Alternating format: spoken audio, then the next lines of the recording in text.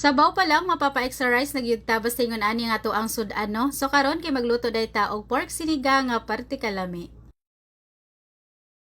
So sa pan nato ibutang diri nga to ang mga pork, then lutuon lang ni nato siya hangtod sa mag-brown ang ihang color. No need na ta magbutang diri og mantika ha, ato ala ni siyang lutuon sa ihang kaugalingon nga mantika. Once nag-brown ang ihang color, ibutang na nato diri ang mga kamatis, sibuyas ug ahos, then butangan ni nato siya og tubig. Idungan na lang po ni nato ang ato ang gabi ug butang no kay para madungan siya og kaluto. So once ni humok na ang pork ug ang gabi kay ato ala ning tanggalon ang ato ang mga gabi diri then ato ani siyang i-mash. So wala ko kay bawo no kay ingon ani pod ba mo magluto sa inyohang sinigang, pero ako kay ganahan jud ko i-mash ang gabi kay para bitaw lapot ang iyang sabaw. So pag na-mash na nato kay ato lang gyapon na siya ibalik no kay para maglapot ang iyang sabaw, then ibutang nato diri ang ato ang mga gulay. Nigamit lang ko diri og talong, okra ug sitaw. Then katong mga tangkay sa kangkong kay giun na lang po nako siya og butang no. Then i-cover na nato ato lang ni siyang lutuon for at least 2 minutes, dili lang nato i-overcook ang mga gulay. Then ato na ibutang diri ang ato ang sinigang mix. Nagbutang po na ko diri og asin og pork cubes no, wala lang nato na ipakita kay wala